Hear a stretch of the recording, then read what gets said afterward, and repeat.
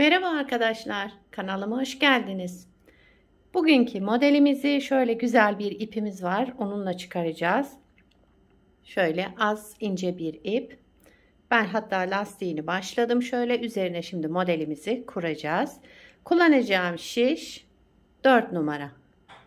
Modelimiz oldukça güzel ve kolay bir model. İstediğiniz örgüde kullanabileceğiniz kullanışlı ve gösterişli bir model. Yapım aşamalarına geçmeden önce kanalıma abone değilseniz ücretsiz bir şekilde abone olup videolarımı da beğeniyorsanız beğeni yapmayı, yorum yapmayı, beni desteklemeyi unutmayın arkadaşlar. Şimdiden hepinize teşekkürler. Dilerseniz yapım aşamalarına geçelim.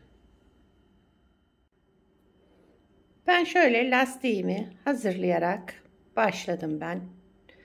Modelimizi kurabiliriz şimdi. Lastiğimizi şöyle hazır lastik yaptım arkadaşlar. Hazır lastik, tekstil tipi lastik diye geçiyor.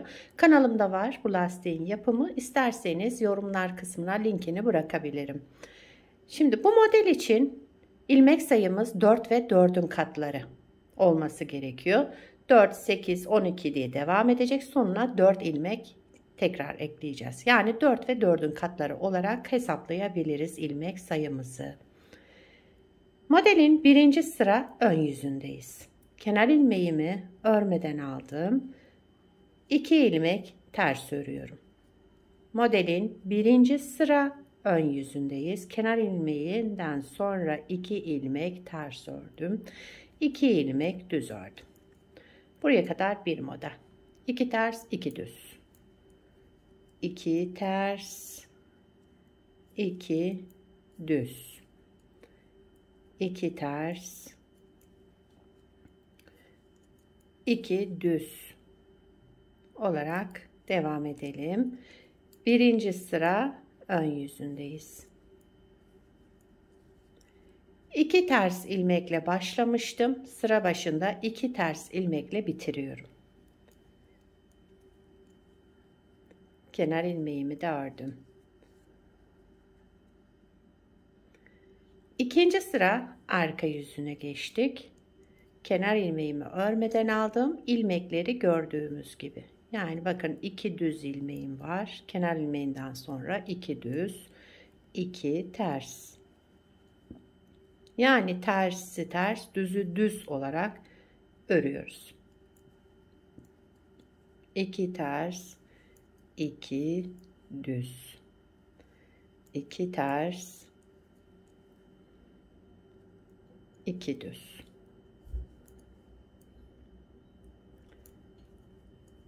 2 ters ilmek, 2 düz ilmek.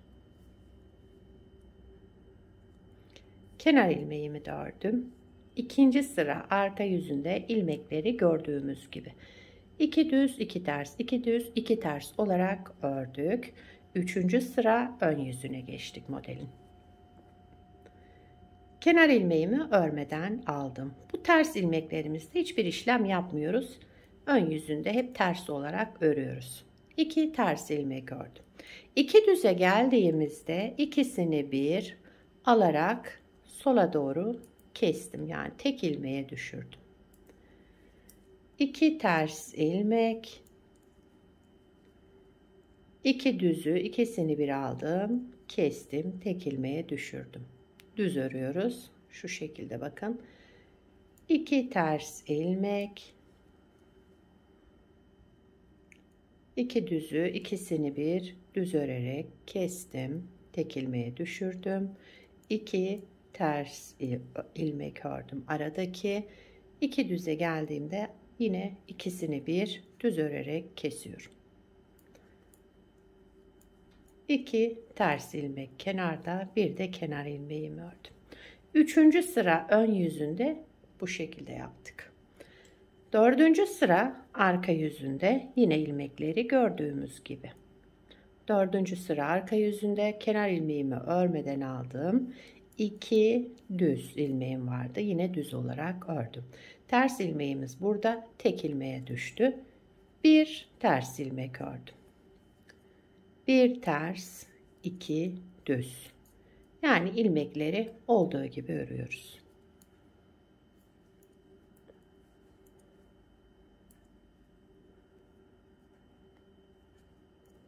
bir ters, 2 düz, bir ters, 2 düz ilmekle bitirdim. Bir de kenar ilmeğimi ördüm. Dördüncü sıra arka yüzünde ilmekleri gördüğümüz gibi ördük. Beşinci sıra ön yüzündeyim modelin. Kenar ilmeğimi örmeden aldım. Sıradaki 2 ilmeğimi yine ters olarak örüyorum. Ters olan ilmeklerimizi ters örüyoruz. Hiçbir işlem yapmıyoruz. Şu tek olan düze geldiğimde kestiğim ilmeği yani önce bir artırdım. Daha sonra ilmeğimi ördüm. Bir önceki ön yüzünde kesme yapmıştık. Şimdi burada artırma yaptık. İlmek sayımızı eski sayısına getirmek için. 2 ters ilmek ördüm. Bir düze örmeden önce bir kez doladım. Yani artırma yaptım. Daha sonra bir ilmek düz ördüm. 2 ters ilmek. 2 ters ilmek. Düze geldiğimde önce artırıyorum. Daha sonra ilmeğimi düz olarak örüyorum. 2 ters ilmek. Düz ilmeğimden önce bir doladım. Şöyle bir artırma yaptım. Daha sonra ilmeğimi düz olarak ördüm. Kenarda 2 ters ilmek. Bir de kenar ilmeğimi ördüm. 5. sıra ön yüzünde bu işlemleri yaptık. 6. sıra arka yüzündeyiz. Kenar ilmeğimi örmeden aldım. Yine ilmekleri gördüğümüz gibi. 2 düz, 2 ters. Bakın ters olan ilmeğimi de ters ördüm. Bu ajur artırma yaptığım ilmeğimi de ters ördüm. 2 düz, 2 ters. 2 düz, 2 ters ilmek örelim sıra sonuna kadar. Modelimizi bir kez kurmuş olduk. Modelimiz bu şekilde devam edecek. 6 sıradan oluşan bir model. Gördüğünüz gibi yapımı da oldukça kolay. Yeni öğrenenlerin bile kolaylıkla yapabileceği güzel gösterişli bir model.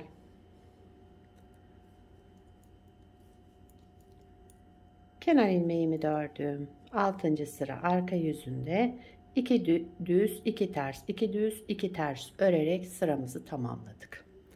Evet, bakın modelden pek bir şey anlaşılmıyor şu anda. Pek kendini göstermedi ama model ilerledikçe harika bir model çıkacak ortaya.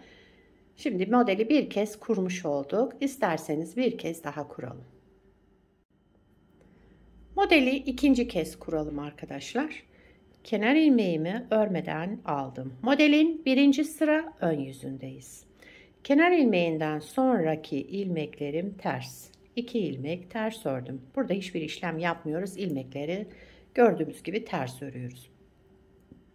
2 ters, 2 düz. Düzleri de düz, tersleri ters örelim.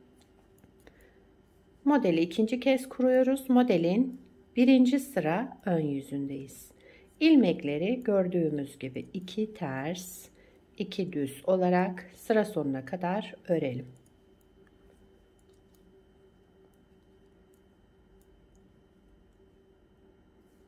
Kenar ilmeğimi de ördüm. 1. sıra ön yüzünde bu şekilde yaptım. 2. sıra arka yüzüne geçtik. Yine aynı işlemleri yapıyorum. İlmekleri gördüğümüz gibi 2 düz, aynı şekilde örüyorum. 2 ters. Yani düzleri düz, tersleri ters örerek devam edelim.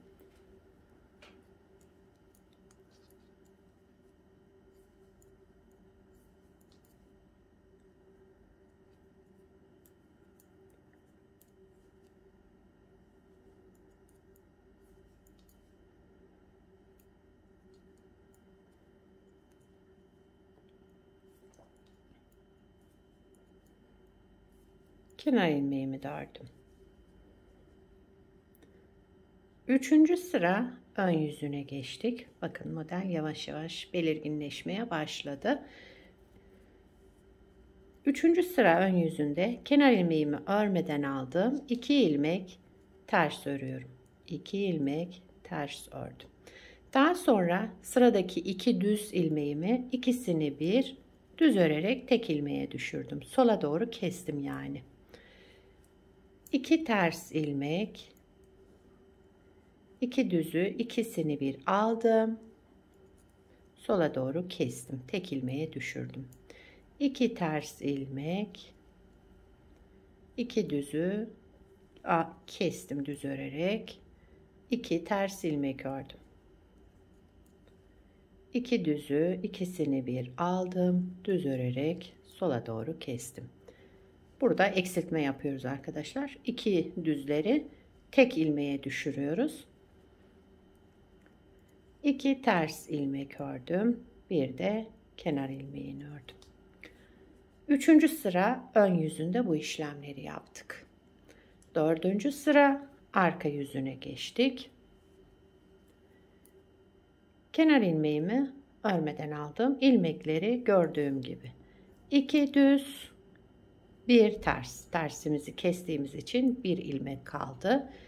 2 düz, 1 ters olarak devam ediyoruz. 4. sıra arka yüzündeyiz. Modelde kaydırma yok arkadaşlar. Birinci modeli nasıl kurduysak ikinciyi de aynı şekilde devam ediyoruz. Kenar ilmeğimi de ördüm. 5. sıra ön yüzüne geçtik modelin. Kenar ilmeğimi örmeden aldım. Sıradaki 2 ters ilmeğimi yine ters örüyorum. Bunlarda bir değişiklik yok. Tek düz ilmeğe geldiğimde, burada tek olan ilmeğe geldiğimde önce bir kez doluyorum. Artırma yapıyorum. Çünkü burada eksiltme yapmıştık. Bir önceki ön yüzünde eksiltme yaptığımız için burada da artırma yaptım. Tekrar ilmek sayımız eski sayısına geldi. Düzü de düz olarak ördüm. Aradaki 2 ters, bir doladım, bir düz ilmek ördüm. 2 ters, bir doladım, bir düz ilmek ördüm. Yani düz ilmekten önce bir kez artırma yapıyoruz. 2 ters ilmek, bir doladım, daha sonra bir düz ilmek ördüm. 2 ters ilmek ördüm kenarda, bir de kenar ilmeğimi ördüm.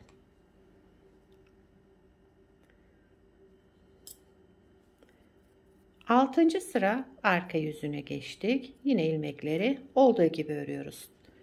Kenar ilmeğinden sonra 2 düz olarak ördüm. 2 ters, 2 düz, 2 ters. Bakın bu ilmeğim ters, ajurluyu da ters ördüm. 2 düz, 2 ters.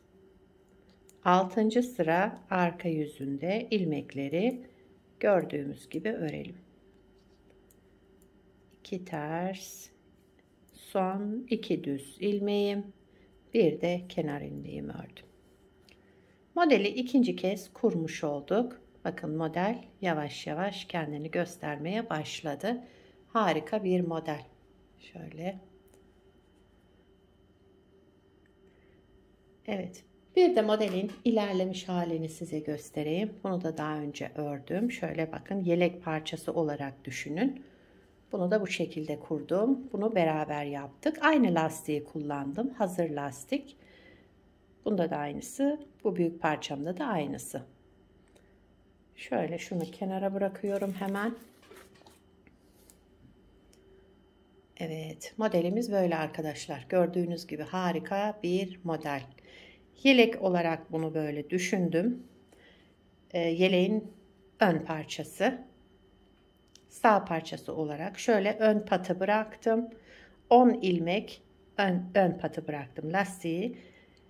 Buradan 10 ilmek devam ettirdim. Diğer kısımlara da modelimizi kurduk. Şöyle göstereyim. Evet.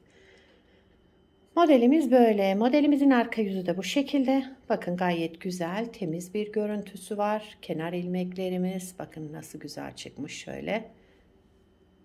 Modeli yakadan başlama örgülerinizde de kullanırsanız şöyle bir görüntüsü olur.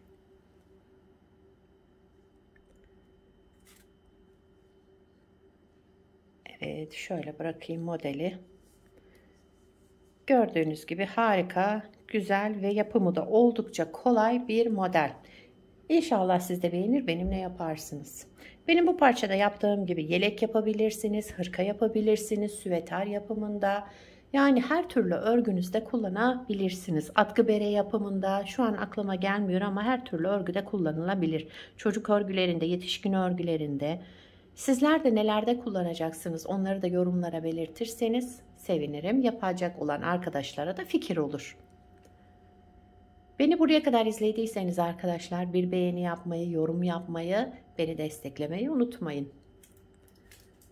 Yapacak olanlara kolay gelsin. Bir sonraki videoda görüşmek üzere. Hoşça kalın.